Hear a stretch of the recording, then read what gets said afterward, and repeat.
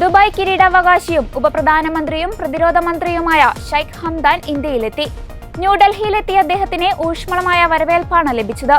വിമാനത്താവളത്തിലെത്തിയ ഷെയ്ഖ് ഹംദാനെ കേന്ദ്ര സഹമന്ത്രി സുരേഷ് ഗോപി ഔദ്യോഗിക ബഹുമതികളോടെ സ്വീകരിച്ചു.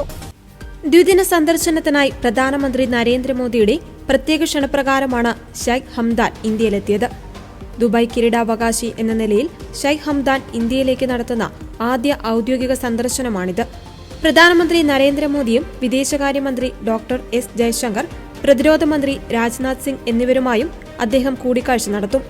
ഇന്ന് മോദി ഒരുക്കുന്ന ഉച്ചഭക്ഷണ വിരുന്നിലും ഷെയ്ഖ് ഹംദാൻ പങ്കെടുത്തു. നാളെ മുംബൈ സന്ദർശിക്കുകയും ഇരു രാജ്യങ്ങളിലെയും ബിസിനസ് നേതാക്കൾ പങ്കെടുക്കുന്ന ബിസിനസ് വട്ടമേശ സമ്മേളനത്തിൽ പങ്കെടുക്കുകയും ചെയ്യും.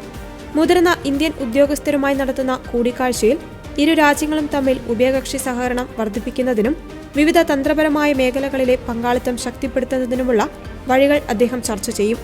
ഒട്ടേറെ മന്ത്രിമാരും മുതിർന്ന സർക്കാർ ഉദ്യോഗസ്ഥരും ബിസിനസ് പ്രമുഖരും ഉൾപ്പെടുന്ന സംഘം ഷെയ്ഖ് ഹംദാനെ അനുഗമിച്ചെത്തിയിട്ടുണ്ട്.